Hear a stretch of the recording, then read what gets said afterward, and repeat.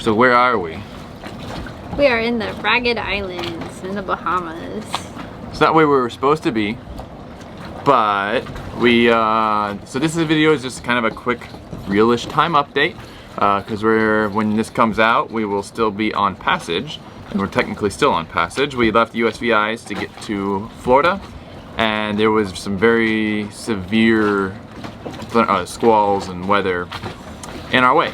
So everybody advised, the Salty Dog Flotilla and Chris Parker, everybody advised that the people who were heading this way stop and safe harbor in the Bahamas. And they got permission from the Bahamas for us to safe harbor. So that's what we did. We only had a couple choices kind of that were on our way. Great Anagua was one, and then Ragged Islands was the other. But the bad weather was a little bit further out, so we figured we'd just go as far as we can and get, you know, and wait there. So that's where we are. We came to the Ragged Islands. So we came here. It's the middle of nowhere. There's like one town with like 15 people in it, but they have a BTC tower, so we have signal, cell phone signal, and we can check weather, we can upload videos. And it's been a nice little break after 7 days at sea. Yeah, so. Makes us, you know, we just spent the past 3 months in like the mountainy kind of places, and now we're back to the flat.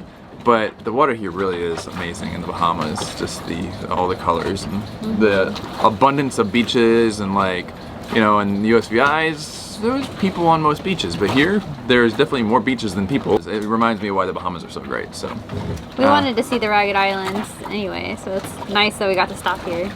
This would be a cool spot to swing. If it's ever on the way again, I would definitely like to stop here longer and spend some time here. So we've there's actually some friends here that we've met previously. It's just a small cruising world. You just rerun into people. So in this little anchorage, there's like 10 boats, and a lot of them have been here for a long time and just kind of riding out the whole quarantine thing. Calico Skies is here. They have a Calico Skies Sailing. They have a YouTube channel, and Delos is here. This is where they've been hiding. So and some other people we know. Yeah. That's kind of cool. It kind of sucks that, like, you know, they have this cool little community and we have to leave. But yeah, we have to leave. But it seems cool here. Yeah.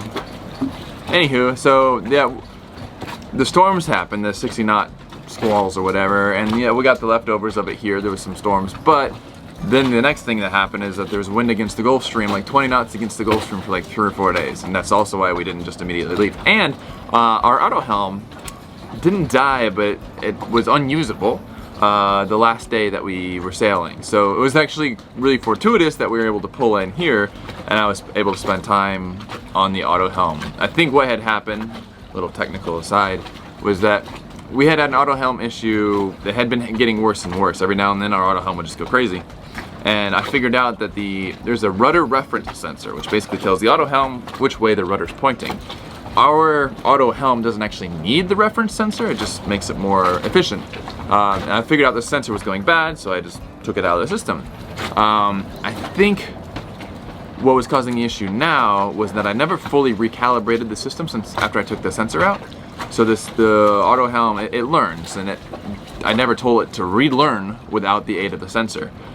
So that's what I did. I spent like a whole afternoon here just doing donuts in the anchorage, around and around and around, recalibrating the sensor according to Raymarine's things. And I think it's okay. I think it's working now, knock on wood. Good. Hopefully. We don't really want to do 3 days. I had to do 6 hours of hand steering in the dark with no moon and cloudy skies. There was 0 points of reference except for the compass and the charts. And it's, you know, and there was decent enough waves where it was a bit of a challenge. It really taxes you. If we have to hand steer the way back, there'll have to be shorter shifts for sure, just because people can't handle that long. But that's fixed now. So only 3 days to Florida now? 3 days to Florida.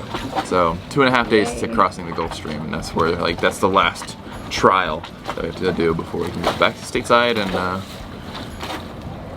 figure out the next leg of our journey north. But what else do we want to say? How do you feel about the trip? First 3 days were like easy. 4 days. First 4 days. The first 3-4 days were spinnaker sailing, which is really relaxing and nice. Then a motoring day, which it is what it is. We've actually done really good on fuel use. We've only used 25 gallons of fuel so far. And we started out with 115. So we're still pretty good shape with regard to fuel. I think we did pretty good, all things considered. We sailed conservatively enough not to break anything, and Nothing's gone bad yet. Knock on wood. How do you feel about the sail? I thought it was easier than I thought, and I was less stressed out than I thought. Except the last day, getting here, it was kind of rough and annoying, but We very rarely get water splashing into the cockpit, but we actually had water splashing into the cockpit that day, every now and then. Kelsey, come over here. Say how you feel about the sail. Hello. So how do you feel about the sail and being here? It's definitely cool being back in the Bahamas. I don't think any of us really expected that. The sail, to me, I mean, we were talking about it yesterday. What is one word that we would describe it? And I kind of said surreal. You know, you just kind of have to pinch yourself that you're out there, and I freaking love that. So, I don't know. It's definitely special. It's a different experience, huh? Yeah.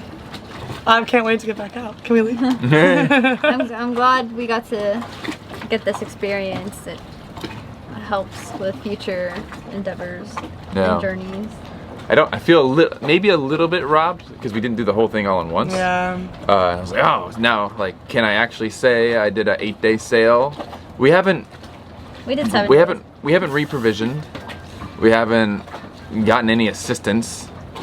You know, it's not like we've. So in some ways we haven't stopped. Yeah. But then we have gotten full night's got sleep. sleep.